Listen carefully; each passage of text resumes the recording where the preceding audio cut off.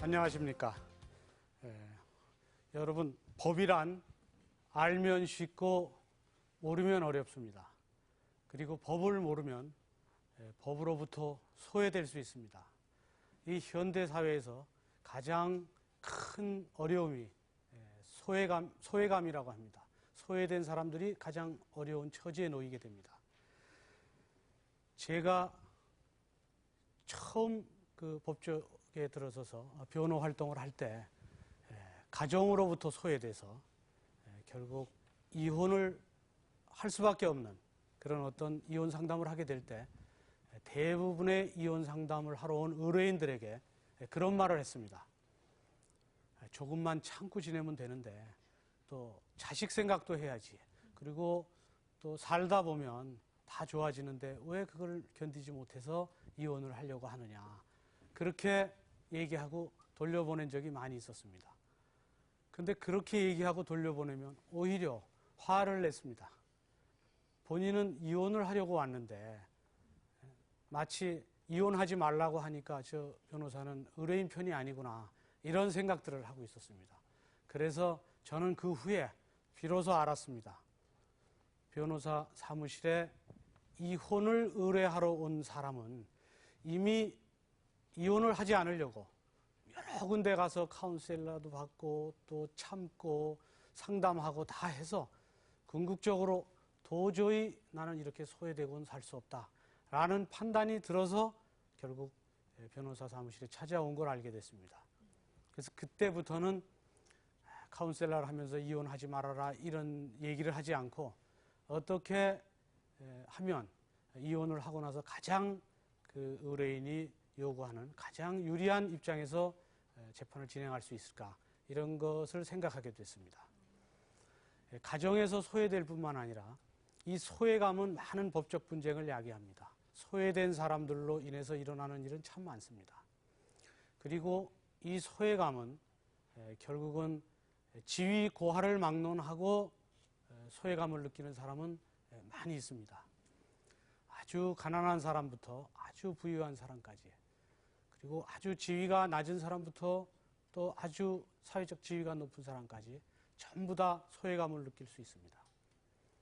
여러분, 얼마 전에 노 대통령께서 내가 지금 왕따를 당하고 있다 이런 기사 본 적 있습니까? 대통령조차도 소외감을 느끼고 있습니다. 소외감 중에서 왕따는 집단적인 따돌림입니다. 대통령조차도 그런 생각을 하는데 일반인들은 왜 소외감이 없겠습니까? 그 소외감이라는 것은 또 그 집단 따돌림 현상이라는 것은 결국 한 집단이나 몇몇 사람이 특정인에 대해서 정신적, 신체적으로 위해를 가해서 그를 따돌리는 것입니다. 성경의 야고보서에 보면 보통 혀는 곧 불이요 불의의 세계라 이런 규정이 있죠. 또 어떻게 한 입으로 찬송과 저주가 나오는가 이런 규정, 성경 구절 알고 계시죠? 왜 연못에서는 한 연못에서 깨끗한 물과 더러운 물이 같이 나오지 않는데 사람의 입에서는 좋은 말과 나쁜 말이 같이 나옵니다. 이 나쁜 말들은 결국은 다른 사람에게 칼이 되고 그것은 나중에 부메랑이 돼서 자신한테 돌아옵니다. 그래서 우리들에게 귀는 두 개고 입은 하나라고 하지 않습니까? 두 배로 듣고 말은 한 번만 하라는 그런 뜻이라는 얘기도 있습니다. 그만큼 집단 따돌림 또 소외감을 느끼게 하는 것은 사람의 말로, 사람의 혀로도 많이 이루어집니다. 이 초등학교에 학생들 중에서 어떤 여학생이 아주 뚱뚱한 여학생이 있었습니다. 뚱뚱한 여학생이 주변 동료 학생들한테서 따돌림을 받았습니다. 걔는 뚱뚱하고 또 냄새가 난다 이런 얘기를 듣고 소외감을 느꼈고, 그러다 보니까 다이어트를 한다고 식사도 잘 하지 않으려고 그랬고 매일같이 몇 차례씩 목욕을 하고 그 부모님은 너무 힘들었습니다. 그 아이한테 식사를 하라고 해도 하지도 않고 또 목욕 한 번 하면 됐는데 자꾸 하고, 그 소외감에서 벗어나려고 몸부림치는 딸을 보고 그 부모님 마음은 어떻겠습니까? 결국 그 부모님은 그 학생을 소외감에서 벗어나게 하는 방법을 찾을 길이 없었습니다. 법률적으로는 상대방한테 명예를 훼손하는 그런 말을 하면 명예훼손죄로 처벌받습니다. 어떤 여학생한테 있지도 않은 말을 하거나 또는 있는 사실이라고 할지라도 가령 뚱뚱한 여학생 넌 몸에 냄새가 난다 이런 정도가 아니라 뭐 얘는 뭐 누구 물건을 훔쳤다느니 뭐 해서 소외시키기도 합니다. 거짓 증거를 만들어서 소외시키기도 합니다. 또 말로 소외시키기도 합니다. 이러면 그것이 형법상 명예훼손죄의 구성요건에 해당되면 명예훼손죄로 처벌받습니다. 그리고 민법상으로는 불법 행위에 의한 손해배상 책임을 부담할 수도 있습니다. 그리고 그 아이가 나이가 어리다면 가령 14세 미만이라면 형법상 처벌은 받지 않습니다. 다만 민법상 책임만 지는데 나이가 어리면 민법상 책임도 지지 않습니다. 그런데 민법상 책임은 감독 의무가 있는 그 가해자의 부모가 책임을 지게 됩니다. 그리고 14살이라고 해서 형법상 책임을 언제나 지지 않는 건 아니고 12살 이상이면 촉법소년이라고 해서 소년법에 의한 또 책임을 집니다. 그래서 12살 미만이라고 그러면 형법상 책임을 지지 않겠죠.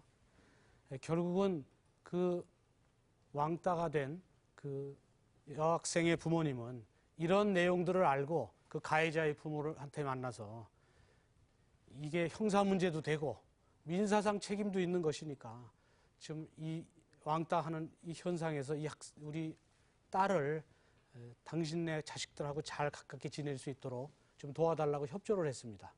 이거를 협조하지 않으면 민사 책임을 부담할 수 있고 또 그 아이가 14살 이상이 됐다 그러면 그 당사자가 직접 형사 책임도 부담할 수 있다는 걸 알려주면서 그러면서 일을 풀어갔습니다. 학교 당국에 가서도 협조를 구했습니다. 학교 당국은 학생들이 소외감을 느끼지 않고 잘 학교 생활에 적응할 수 있도록 도와줘야 될, 그렇게 관리해야 될 그런 의무가 있습니다. 그 의무를 위반하면 학교 당국도 책임을 집니다. 학교 당국의 협조도 필요합니다. 이런 법률적인 문제를 알고 있으면 결국 본인이 이 문제를 풀어가는 데 도움이 됩니다. 다만 여기에 일어나는 법적인 내용을 모르면 혼자서 힘들게 생각해서 결국 문제를 풀지 못하고 결국 어려운 처지에 빠질 수도 있습니다. 이 명예훼손이라는 것은 비단 어린아이에게만 있는 것은 아닙니다. 그 목욕탕에서 한 번은 그 여러분들이 모여서 동네 사람 분들이 모여가지고 그런 얘기를 했답니다. 누구누구는 지금 뭐 외도를 했는데 그 아는 사람은 남편만 모르고 다 안다든지 뭐 이런 얘기들을 했는데 사실은 밝혀지지도 않는 그런 이른바 떠도는 소문이었습니다. 만일 밝혀지지 않은 사실 같고 그런 떠도는 소문으로 여러 사람이 있는 데서 그렇게 명예를 훼손하면 명예를 훼손한다는 것은 사회적인 평가를 저하시키는 행위입니다. 사회적 평가를 저하시키는 모든 행위는 명예훼손 행위가 됩니다. 타인의 명예를 훼손하면 형법적으로 처벌받습니다.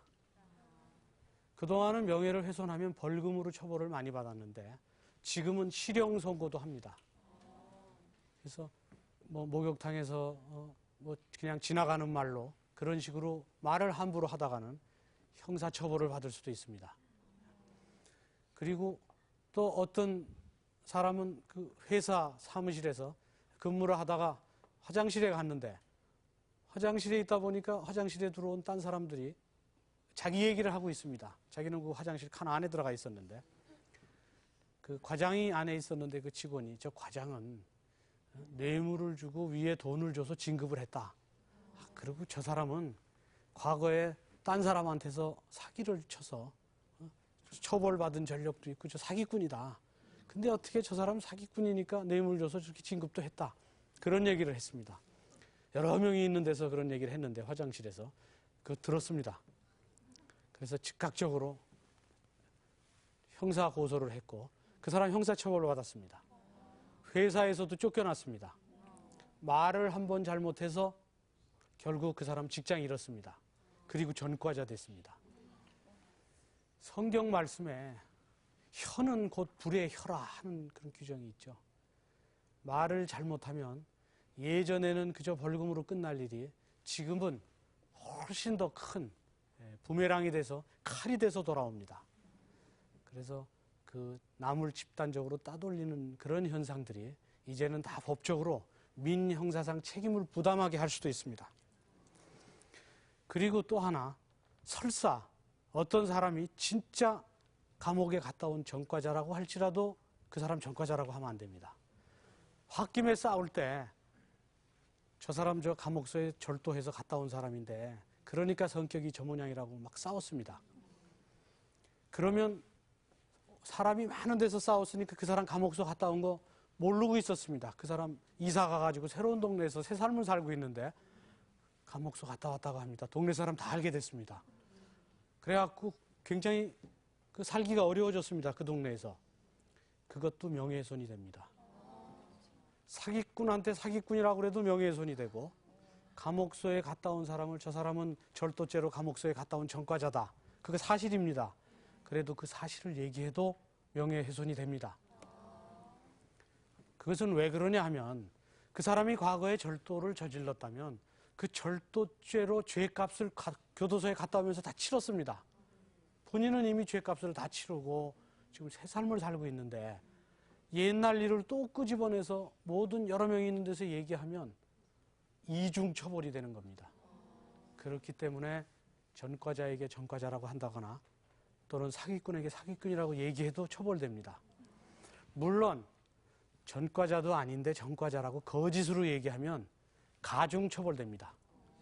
사실을 얘기해도 처벌되고 또 사실이 아닌 걸로 얘기하면 그것보다 형량이 더 높게 처벌됩니다.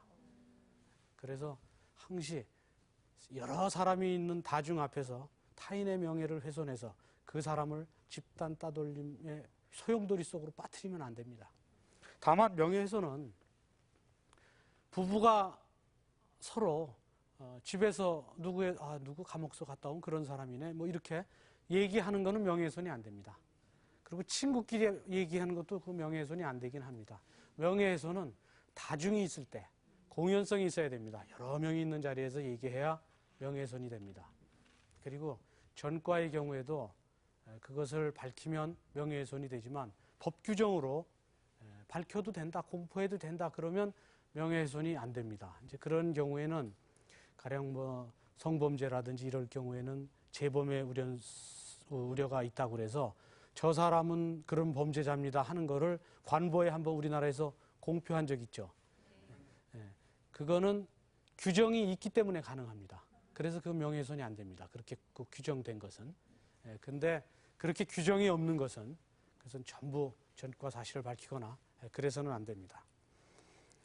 또 하나의 명예훼손은 여러 사람이 있을 때 그 집단 따돌림 현상 중에서 소외감을 느끼게 하는 명예훼손적 행위는 여러 명 앞에서 뭐 목욕탕에서 한다거나 또는 아까 얘기했던 화장실에서 하는 것은 그거를 아는 사람들은 한 몇 명한테 하는 겁니다. 그리고 그 사람들이 전파해도 그 전파 속도가 뭐 그렇게 크지 않습니다.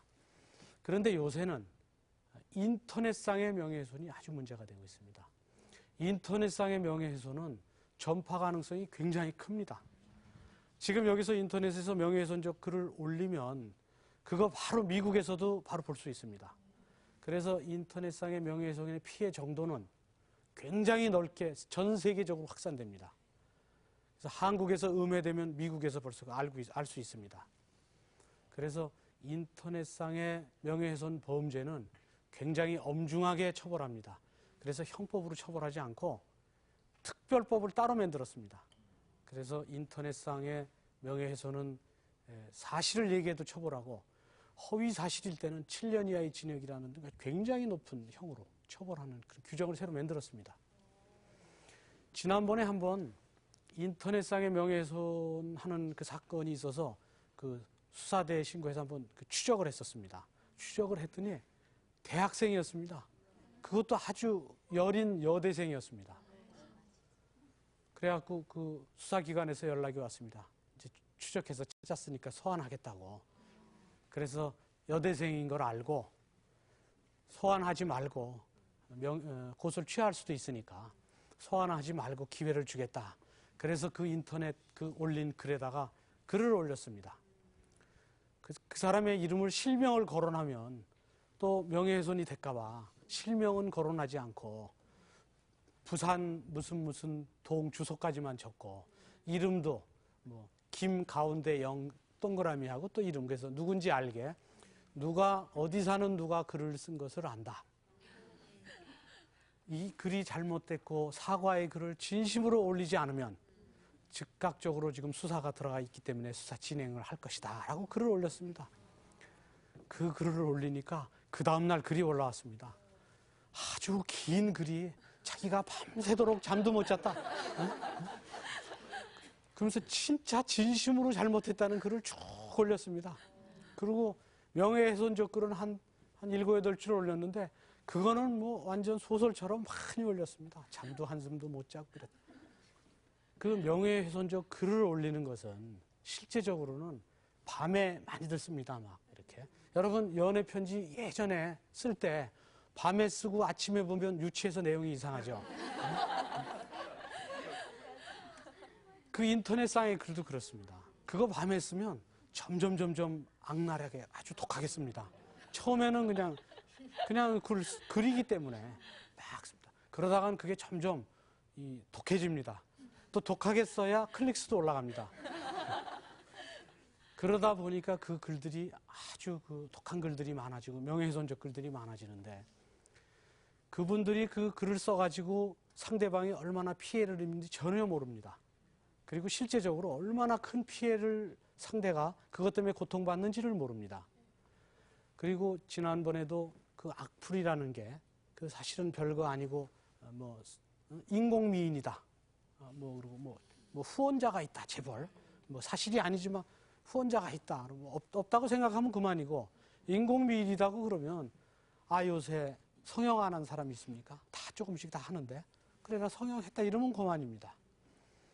그런데 그것 때문에 자살하는 사람도 있지 않습니까? 연예인 중에서도 자살했고 악플 때문에. 그게 실제적으로 악플이 가져다주는 피해, 당사자에게 주는 피해는 무척 큽니다. 그런데 문제는 그 악플을 올리는 악플러들이 그것이 얼마나 큰 피해를 주는지를 모른다는 겁니다. 그래서 그분들이 지금은 특별법에 의해서 그 악플러들이 계속 처벌을 받고 또 그것이 공지되기 때문에 그것은 사람들을 소외시키고 또 사회에 적응시키지 못하게 하기 때문에 그런 악플에 대한 경계로 지금은 사이버 수사대에 고소들을 많이 합니다. 그 사이버 수사대에 고소라는 것도 예전에는 고소장을 접수하고 고소장 쓰려면 어렵습니다. 어떻게 쓰고 전문가를 찾아가서 쓰고 그 다음에 그거를 또 경찰서에 접수시켜야 됩니다.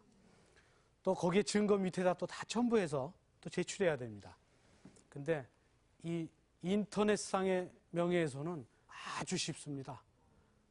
인터넷에 사이버 수사대라는 그 웹사이트 들어가면 거기에 고소 방법 다 있습니다. 그냥 주소 쓰고 그다음에 악플 그냥 거기 뒤에다 요게 바로 그거다. 그럼 아이디를 수사기관에서 다 찾아줍니다. 그냥 악플러가 앉아서 글을 쓰듯이 사이버 수사대에 신고하는 것도 앉아서 글을 써갖고 신고하면 됩니다. 그럼 즉각적으로 악플러들에 대한 수사를 해줍니다.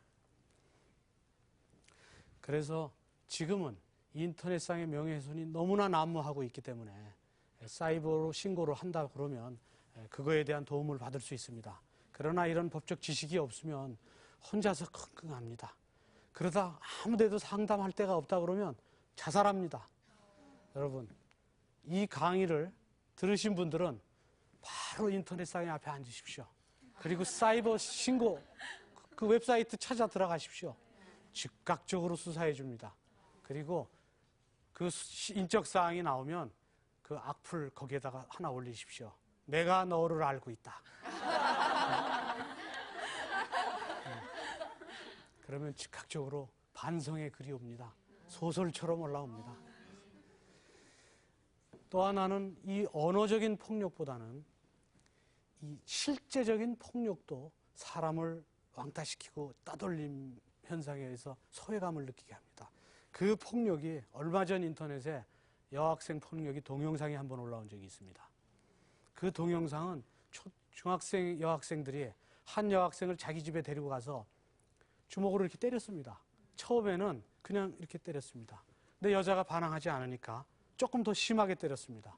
그래도 반항하지 않으니까 옆에서 구경하던 다른 애들도 같이 때렸습니다.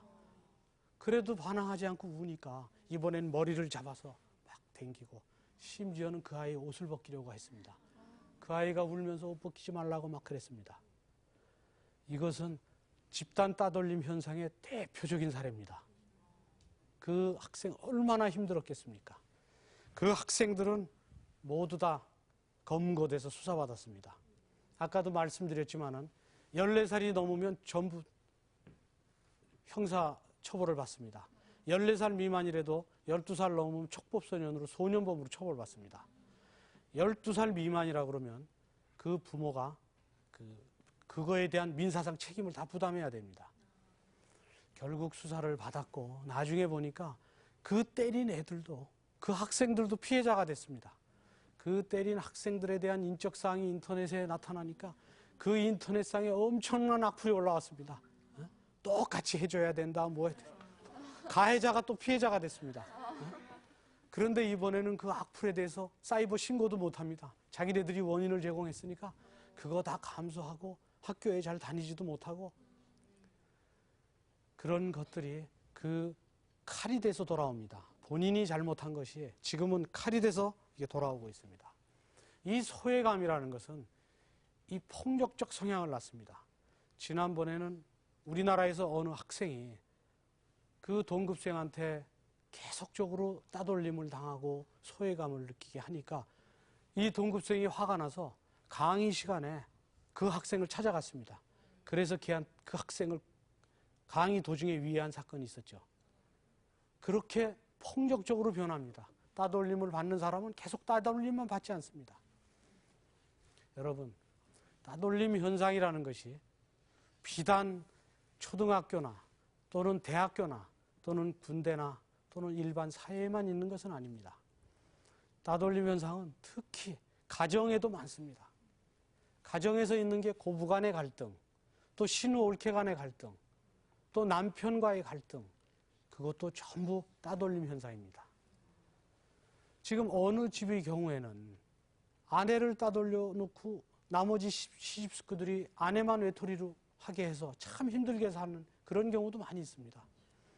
근데 무심한 남편은 그거 전혀 모를 수도 있습니다. 그렇게 계속 살아가기도 합니다.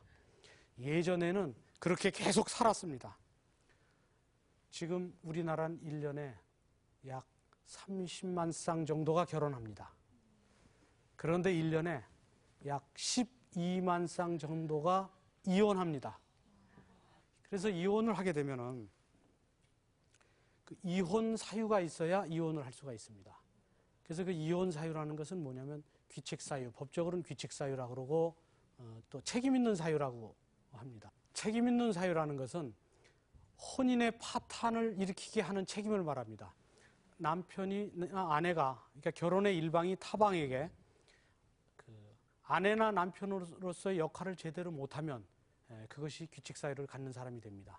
가령 외도를 한다거나 또는 생활비를 안 줘서 유기를 한다거나 또는 아내는 시부모한테 남편은 이쪽 친정 부모한테 부당한 대우를 한다거나 그 부모에게 존경하지도 않고 막 함부로 하고 또 폭력을 써서 다치게 한다거나 이런 건 전부 귀책 사유입니다.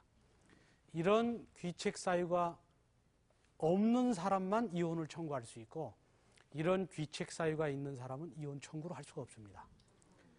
그래서 남편을 남편이 아내를 때리고 막 이러면서 이거 마음에 안 든다 하고 이혼 청구하면 그 이혼 안 됩니다. 자기가 잘못이 있기 때문에 그거를 법적으로 유책 배우자의 이혼 청구권은 없다 이럽니다. 그러니까 유책 배우자의 이혼 청구권은 없기 때문에 이혼을 하겠다고 오면 이혼 사유가 있는지를 먼저 봅니다. 여자분이 오면 왜 이혼을 하려고 하십니까? 남편이 때립니다. 진단서 다 있습니까? 진단서 띄어놨습니다. 그럼 이혼할 수 있습니다. 바람 폈다. 바람 핀 거 다 외도한 증거 있습니까? 그럼 다 있다. 그건 다 증거가 됩니다. 부모한테 잘못했다. 그럼 부모 어떻게 잘못했습니까? 뭐 부모를 부모 대접도 안 하고 막 함부로 욕도 하고 뭐 막 이런 얘기가 나옵니다. 그럼 이혼 사유가 있으면 그럼 이혼을 할 수가 있습니다. 근데 이런 유책 배우자가 만일 명백히 이혼 파탄은 있는데 이런 유책 배우자는 본인이 잘못하면 이혼 청구권은 없기 때문에 이혼을 절대로 할 수 없습니다. 한 번은 어떤 여자분이 왔는데 남편이 가출을 해갖고 딴 사람하고 살림을 차려서 거기서 아이를 낳습니다. 근데 나간 지 한 20년쯤 됐답니다. 그리고 근데도 혼자서 이분은 혼자 아이를 키우고 있는 겁니다. 그리고 이제 그 집은 이제 남편 이름으로, 아내 이름으로 돼 있지만 남편이 사준 집입니다. 그러니까 이 집이 있으니까 이제 이 집에서 계속 살고 있는 겁니다. 근데 한 20년 지나서 그분한테, 그 상대 남편한테서 이혼 청구가 들어왔습니다. 집 내놔라. 그러니까 원래 내 집인데 아내 이름으로 해놓은 것이지 내 집이니까 집 내놔라. 이런 청구가 들어왔습니다. 그리고 20년 동안 나가 살기 때문에 재결합의 가능성은 전혀 없습니다. 근데 여기서 유책 배우자가 누굽니까? 바람 피고 나간 그 남편이 유책 배우자 아닙니까? 이 아내는 그냥 혼자서 아이 키우고 살았는데 20년을. 근데 이제 저쪽에 나간 그 남편은 새로 있는 그 아내한테 빨리 우리 결혼해야 애 호적 입적도 하고 앞으로 결혼도 해야 되는데 빨리 이혼하라 막 이제 이런 시달림을 받아서 결국 이혼 청구가 들어왔는데 유책 배우자의 이혼 청구권은 없다 그래서 패소했습니다. 그래서 결국은 그쪽에서 협의가 들어왔습니다. 이혼 절대로 못 해준다. 그러니까 그럼 원하는 게 뭐냐? 지금 어차피 재결합이 안 되는데 그럼 이혼해달라. 그러면 이 아내가 원하는 거 다 해줘야 이혼이 됩니다. 그래서 이 집 중에서 이 집 반씩 논채는 거 안 된다. 이 집 다 그냥 두고 가라. 아이 공부 가르치라고 힘들었다. 위자료 내놔라. 그래서 집도 받고 위자료도 받고 그리고 이혼에 동의해 줬습니다. 그래서 유책 배우자의 이혼 청구권은 없습니다. 그래서 이혼을 하려면 그 상대방이 잘못을 해야지 내가 아내로서 내가 남편으로서의 역할과 의무를 다한다면 이혼당하는 일은 없습니다. 그런데 어느 분이 또 이혼소송 때문에 찾아왔습니다. 근데 그분이 유책 배우자입니다. 1심에서 그래서 졌습니다. 그래서 유책 배우자로 돼 있기 때문에 상대방한테 그런 귀책 사유가 없으면 이혼이 안 된다. 그랬더니 저한테는 이제 그 얘기만 듣고 갔습니다. 저한테 귀책 사유가 없어서 안 되겠다. 그런 얘기를 했더니 도로 갔는데 그 후에 보니까 상대방 이제 서로 별거 중이었는데 상대방이 혹시 무슨 일을 하지 않나 싶어갖고 그 사람 차에다가 도청기를 달았답니다. 그래갖고 그게 발각이 됐어요. 이혼하려다가 그 사람이 처벌당하게 됐습니다. 그런 잘못되는 경우도 있습니다. 그리고 또 하나는 별거 한 게 아니라 같이 살고 있는 도중인데 이혼 사유가 있습니까? 이혼 사유가 지금 확실치가 않은데 감으로 봐서는 여자의 육감으로는 틀림없이 있다는 거예요. 그렇지 않고서는 딱 본인이 생각하면 지금 외도하고 있다.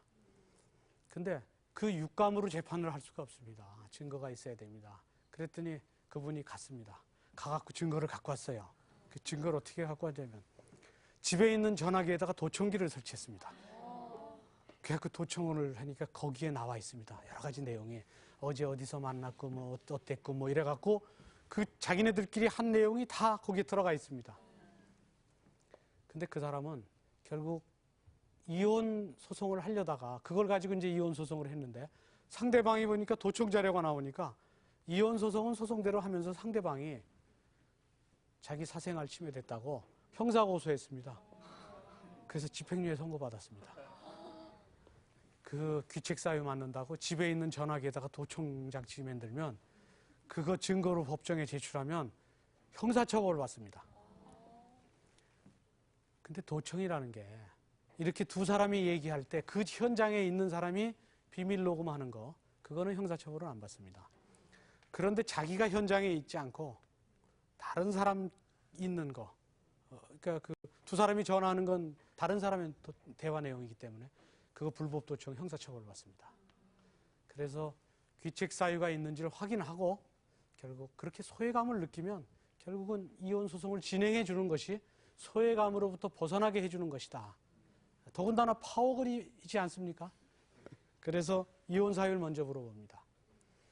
그 다음에 그분들이 살다가 이혼을 하게 되면 자기가 재산이 있지 않으면 사회로부터 또 소외됩니다. 어느 정도의 재산이 있어야 되기 때문에 재산분할 청구라는 청구권이 그 민법상 인정이 되어 있습니다. 그 재산분할 청구권이라는 것은 부부가 살면서 이 형성된 재산을 둘의 서로 협력에 의해서 만들어졌기 때문에 이혼을 할 때는 그걸 논아 갖는다는 겁니다. 근데 그 논아 갖는 것을 기여도에 의해서 놓습니다. 가령 남편과 아내가 똑같이 나가서 사업 장사를 해서 벌었다 그러면 반씩 놓으면 됩니다. 근데 파워걸이라 여자가 훨씬 많이 돈을 벌었고 남자는 뭐 집에서 살림만 했다. 그러면 여자가 훨씬 더 많이 갔습니다. 근데 대부분의 경우에는 남편이 돈을 벌고 아내는 그냥 집에서 밥만 해주고 내조만 합니다. 그럼 내조만 하더라도 내조했기 때문에 밖에서 돈을 벌 수 있었다 남편이. 이렇기 때문에 30%의 기여도를 인정해 줍니다. 10억짜리 아파트가 있다 그러면 그냥 집에서 살림만 해도 그 중에 3억은 그 부인 겁니다. 그래서 그 기여도에 따라서 결국은 그 형성된 재산을 놓는데 두 부부가 형성된 재산을 기여도에 따라서 놓는데 이혼 소송을 하러 오면 보통 그 재산을 저희가 확인합니다. 근데 어떤 재산을 확인해 보면 재산에 막 저당권이 막 설정되어 있습니다. 갑자기 은행에서 저당하고 또 개인한테 10억짜리 아파트에 5억이 은행으로 저당돼 있고 한 3억은 개인 사채로 돼 있고 또 뭐 한 1억은 또 개인 누구한테 돼 있고 남는 게 한 1억밖에 없습니다. 원래 재산은 기존 남는 걸로 분할하기 때문에 그러면 10억 갖고 분할하면 3억을 받을 수 있는데 1억만 밖에 남으면 3천밖에 못 받습니다. 그래서 이혼하는 사람들이 맨날 당신하고 못 살겠다고 이혼한다 그래갖고 이게 벌써 변호사 사무실 찾아가려고 하는구나 알면 갑자기 재산을 이렇게 옆으로 빼돌리면 재산분할 청구권 행사가 얼마 못 받습니다. 그러니까 이혼하는 사람들은 아무 얘기도 안 하고 굉장히 잘해주다가 저 사람하고는 도저히나 못 살겠다 이러면서도 겉으로는 잘해주다가 계속 재산 얼마 있는지 이렇게 쭉 챙겨가지고 저기 숨겨놓은 것까지 다 챙겨서 목록을 갖고 옵니다. 어떤 분은 재산이 여기 있다. 그럼 즉각적으로 전부 가압류하고 이혼소송 들어가면 그러면 재산분할을 다 받을 수 있습니다. 요새 파워걸들 이렇습니다. 옛날 부들은 그냥 매일 협박으로 이혼하겠다 말로만 그러다가 막상 이혼할 때 되면은 재산분할할 게 없습니다. 요즘 파워걸들은 이혼하겠다는 내색도 하지 않습니다. 다 그냥 치부책에다만 적어놓습니다. 소외시키는 거 다 적어놓다가 결국 이혼합니다. 그러면서 재산도 다 준비합니다.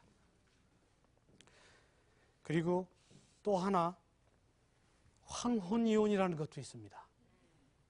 일본의 황혼이혼이 상당히 많다고 하던데 우리나라에는 아직 황혼이혼 많이 보지 못했습니다. 황혼이혼이라는 것은 남편이 퇴직금을 달 때까지는 굉장히 잘합니다. 부인이. 퇴직금 타갖고 딱 타면 재산, 퇴직금 그걸 전부 압류하고 이혼소송이 들어가는 겁니다.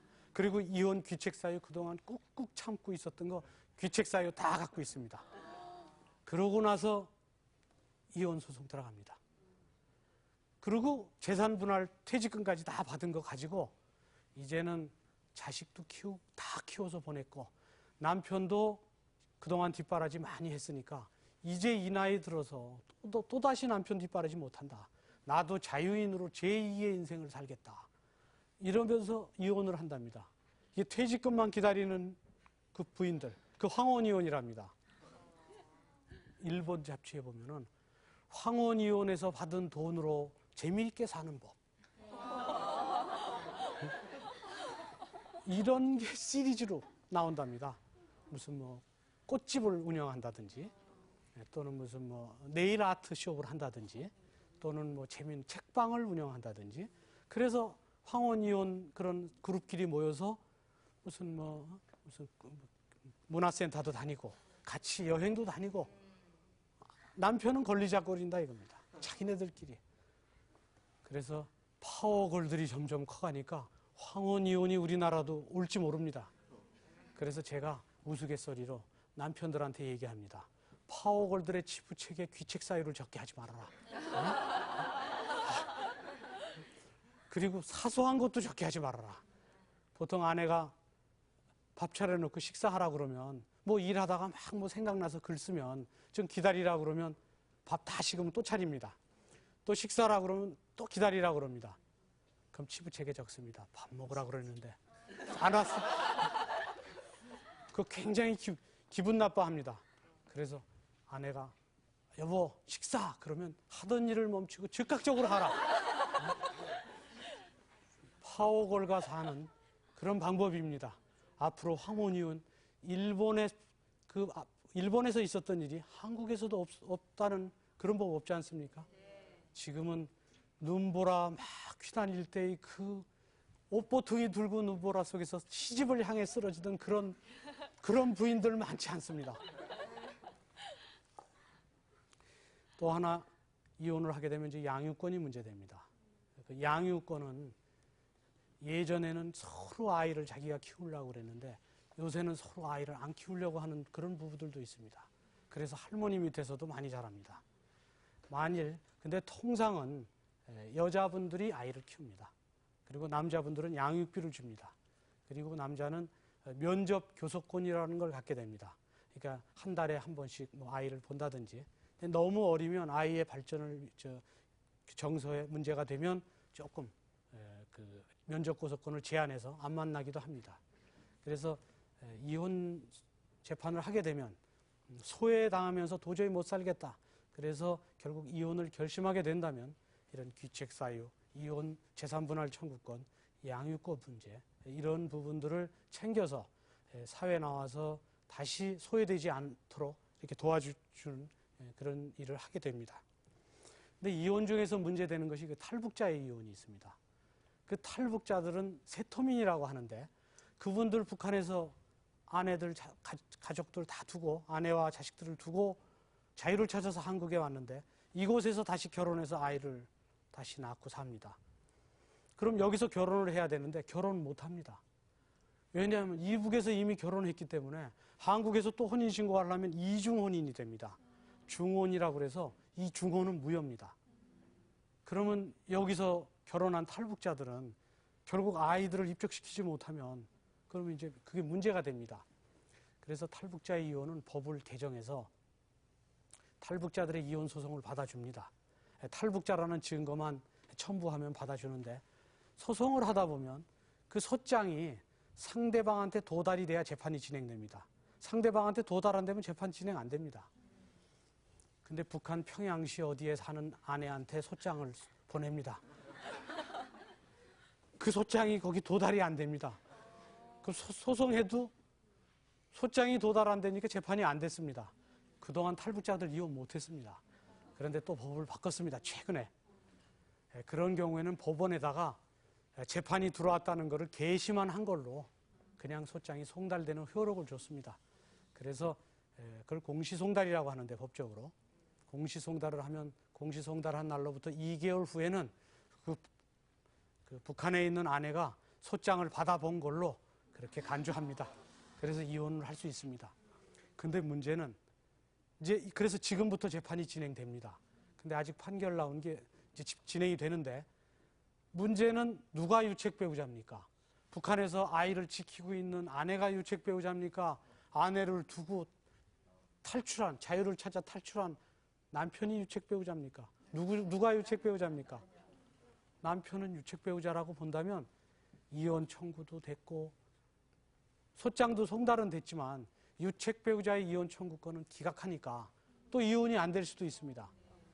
하지만 다만 이런 특례법을 만든 입법 취지로 봐서 거기서 탈출한 것이 어쩔 수 없이 그 독재 정권 밑에서 자유를 찾아서 탈출한 것이기 때문에 유책 배우자라고만 볼 수 없다. 이렇게 아마 판단할 걸로 봅니다. 그렇게 돼서 이제 탈북자, 세터민들도 이혼을 할 수 있을 것으로 봅니다. 그래서 그분들도 세터민들은 이 나라에 와서 완전히 다른 세계에 왔다가 여기 와서 얼마나 소외됐습니까?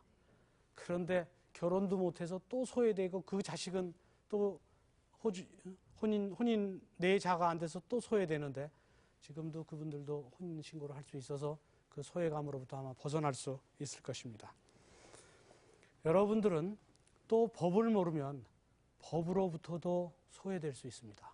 법을 모르면 법으로부터 소외돼서 또다시 여러 가지 피해를 봅니다. 그래서 미란다 룰이라는 것 여러분 혹시 들어보셨습니까? 미란다 룰이라는 것이 있는데 그것은 미국의 미란다라는 청년이 죄를 저질러서 30년형을 선고받았습니다. 그 사람 범죄인 거 확실합니다. 그런데 연방 대법원에 상고했습니다. 미국 수정헌법에 체포될 때는 누구든지 이런 권리를 갖고 있습니다. 당신은 불리한 진술을 거부할 수 있고 그리고 변호인을 선임할 권리가 있고 또 변호인의 조력을 받을 권리가 있다. 이런 권리가 수정헌법에 규정되어 있는데 자기는 체포될 때 그 권리를 고지 그러니까 상대방이 알려주지 않아서 내가 그 권리를 행사하지 못했다. 그러니까 난 무죄다. 이렇게 대법원에 청구했는데 대법원에서는 그 미란다 네 말이 맞다 그래서 결국 무죄로 속방됐습니다. 범죄자인 거는 확실한데 그 사람을 조사하기 전에 그 얘기를 안 했기 때문에 변호인을 선임할 수 있고 불리한 진술을 거부할 수 있다는 말을 안 해서 속방됐습니다. 그래서 미국 영화 보면 전부 그 얘기하죠. 체포될 땐. 또 우리나라에서도 그 법칙은 형사소송법의 대원칙이니까 우리나라에서도 마찬가지입니다. 여기서도 꼭 체포될 때 그 얘기 합니다. 그러니까 법으로부터 소외되면 그만큼 피해를 보지만 여러분들 법이 복잡하고 어려우면 이렇게 모든 문제가 있을 때 당신은 변호인을 선임할 수 있는 권리가 있고 이런 얘기 알려주니까 바로 전문가의 조력을 받으면 됩니다. 그리고 전문가의 조력이 필요하다는 것은 노르목이라는 그 옛날 고사에 보면 알 수 있습니다. 그 옛날 고사의 노르목이 그 어느 사냥꾼의 얘기인데 그 젊은 사냥꾼은 사냥 잘 못합니다. 굉장히 눈 밝고 체력 좋은데도 한 달 동안 다녀도 노루 한 마리 못 잡습니다. 근데 늙은 사냥꾼은 한 달에 한 번만 사냥하러 나가도 잘 잡습니다. 그 사람은 청년처럼 그렇게 체력이 왕성하지 않는데도 하루 만에 가서 노루 잡아옵니다. 그래서 그 사냥꾼에게 나중에 물어봤습니다. 어떻게 나는 하루 종일 산을 뛰어다녀도 그 노루를 한 마리 보지 못하는데 어떻게 노인 사냥꾼인데 아침에 가서 저녁에 노루를 잡아오십니까? 그러니까 그 사냥꾼이 얘기합니다. 나도 청년 시절엔 이 온 산을 다 돌아다녔다. 그런데 지금은 이 산에 대해서 다 알기 때문에 지금은 노루가 언제 일어나서 언제 아침을 먹고 어디 가서 물을 먹고 언제 노루가 놀고 언제 노루가 귀가를 하는지 내가 그거 다 안다. 그래서 아침에는 어디를 가면 노루가 있으니까 거기 가고 점심 때는 어디를 가고 저녁 때는 어디를 가야 되는 걸 내가 다 안다. 그것이 노루목이다. 나는 노루가 다니는 길목을 알기 때문에 그래서 나는 아침에 가든 점심에 가든 저녁에 가든 산에 올라가면 노루를 잡을 수 있다. 이런 얘기를 했습니다. 여러분들이 법을 다 알 수는 없습니다. 그러나 법 전문가는 그런 노루목을 알 수 있습니다. 법에도 법을 알면 재판을 하다 보면 재판에 쟁점 같은 게 있습니다. 그 쟁점을 알기 때문에 여러분들은 법 전문가의 도움을 받는 것입니다. 마찬가지로 여러분들이 법으로부터 굉장히 어려움을 처하거나 또는 위태로운 상황에 이렇게 놓여 있을 때는 법 전문가의 도움을 받으면 도움을 받을 수 있습니다. 꼭 형사적으로 문제됐을 때는 우리 미란다 법칙에 의해서 그 얘기 꼭 해줍니다. 혹시 잊어버렸을까 봐. 당신은 불리한 진술을 거부할 수 있고 당신은 변호사를 선임할 권리가 있습니다. 여러분들이 그 권리를 행사하면 법으로부터 왕따되는 일은 없습니다. 서독에서도 그런 사건이 하나 있었습니다.